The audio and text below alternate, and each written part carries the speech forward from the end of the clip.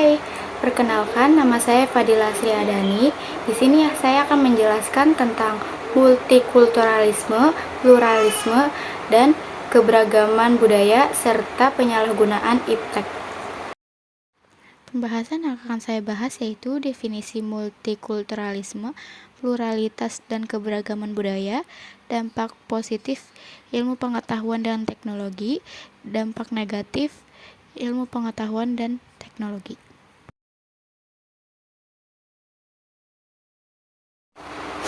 Definisi multikulturalisme. Multikulturalisme adalah suatu konsep atau ideologi yang mendorong dan mengakui keberagaman budaya, etnis, agama, dan latar belakang sosial di dalam suatu masyarakat. Prinsip dasar multikulturalisme adalah penghargaan terhadap perbedaan dan kesetaraan hak bagi semua kelompok etnis dan suatu budaya. Penerapan multikulturalisme dapat melibatkan kebijakan seperti pendidikan multikultural, perlindungan hak asasi manusia, dan promosi diversitas budaya di berbagai sektor masyarakat. Meskipun konsep ini mendukung keberagaman, implementasinya dapat menimbulkan berbagai debat dan tantangan, terutama terkait dengan bagaimana menangani konflik antar budaya dan menyeimbangkan hak-hak individu dengan kepentingan kolektif.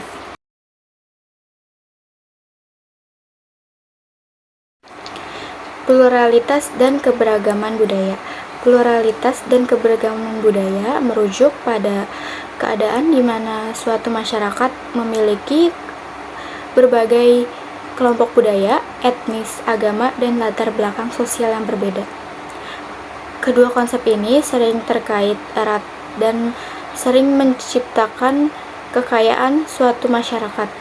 Adanya pluralitas dan keberagaman budaya dapat memberikan kontribusi positif terhadap pembangunan sosial dan ekonomi, memberikan berbagai perspektif dan menciptakan lingkungan yang kreatif dan dinamis.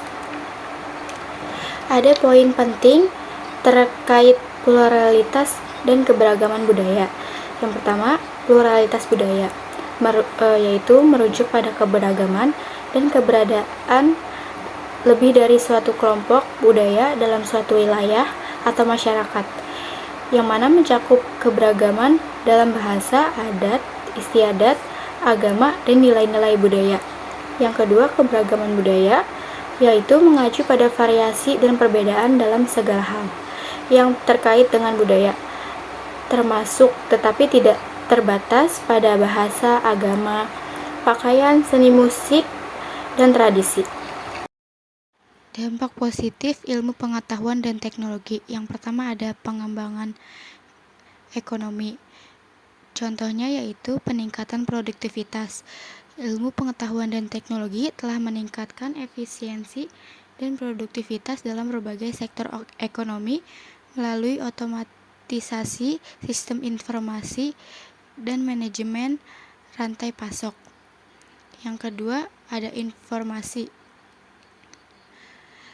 Ya, contohnya komunikasi dan teknologi informasi. Internet dan teknologi komunikasi telah memungkinkan pertukaran informasi secara global, memfasilitasi komunikasi lintas batas, dan berkolaborasi internasional. Pengembangan media sosial, aplikasi pesan, dan teknologi komunikasi lainnya telah menciptakan cara baru untuk berinteraksi dan berbagi informasi. Yang terakhir ada kemajuan ilmiah. Contohnya yaitu pengembangan obat dan vaksin.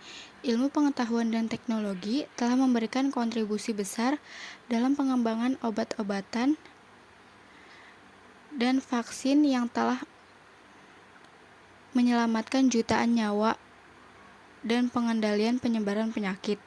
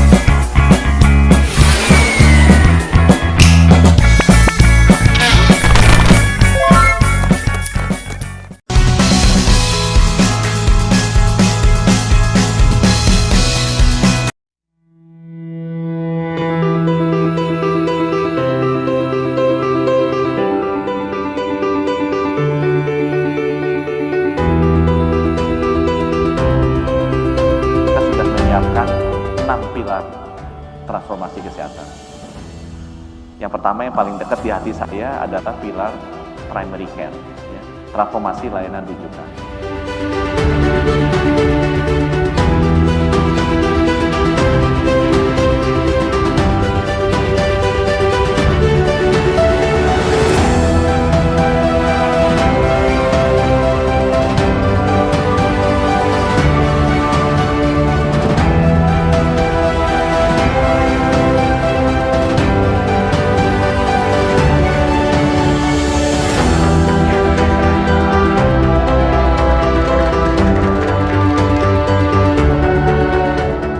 Dampak negatif ilmu pengetahuan dan teknologi.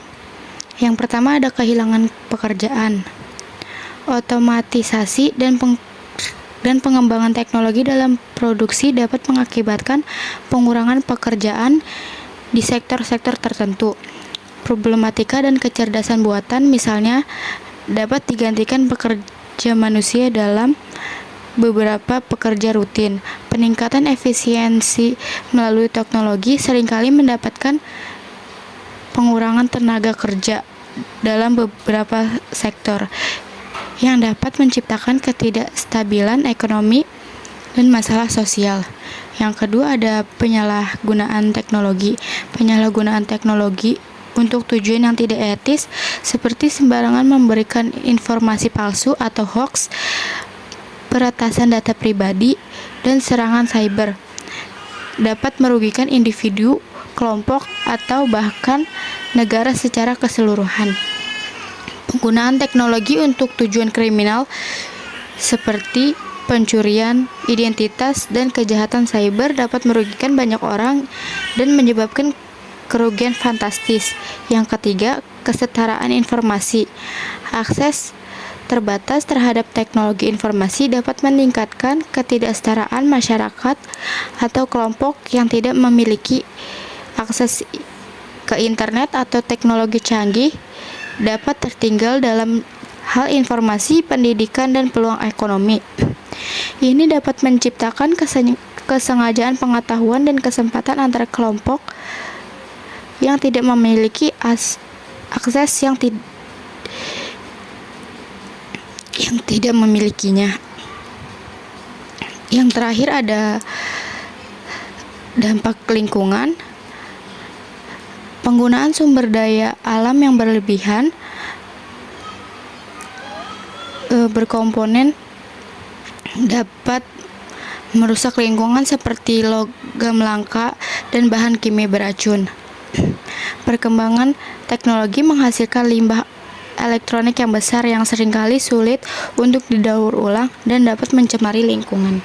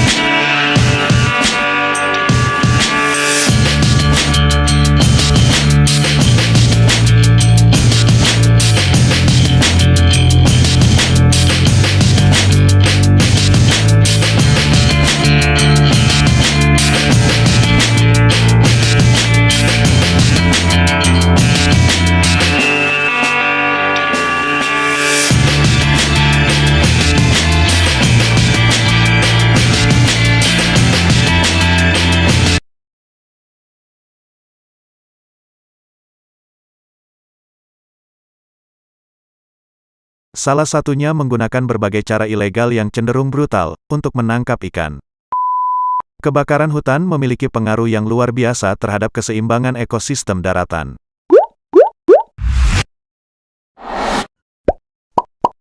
Halo semuanya, kembali lagi di channel Halo Edukasi.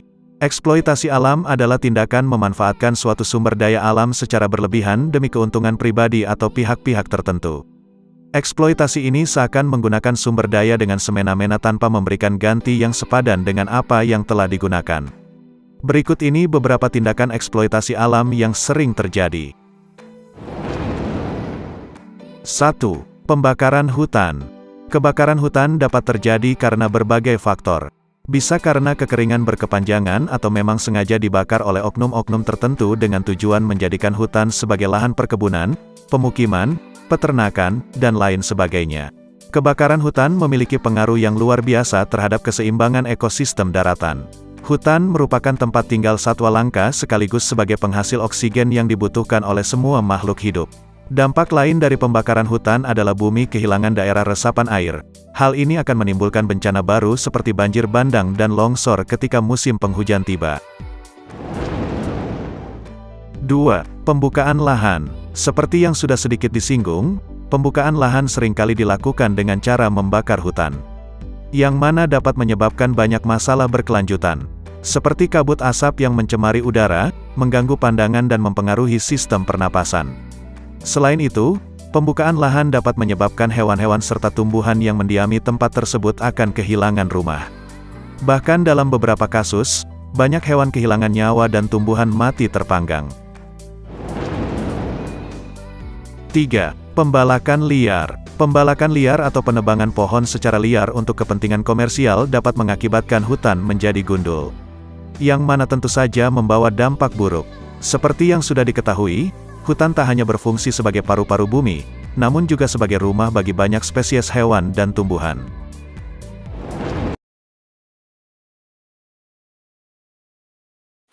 Yang terakhir ada kesimpulan, multikulturalisme, pluralitas dan keberagaman budaya adalah konsep-konsep yang mencerminkan keberagaman masyarakat dalam hal budaya, nilai, dan tradisi.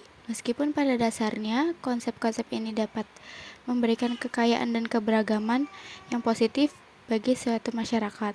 Dalam menghadapi tantangan ini, penting untuk mengembangkan pendekatan yang seimbang dan etis terhadap penggunaan ilmu pengetahuan dan teknologi. Hal ini melibatkan pengembangan kebijakan yang mendukung multikulturalisme, pluralitas, dan keberagaman budaya, serta memastikan bahwa teknologi yang digunakan untuk meningkatkan pemahaman dan kerjasama antar budaya bukan sebagai alat untuk dominasi atau pemisahan.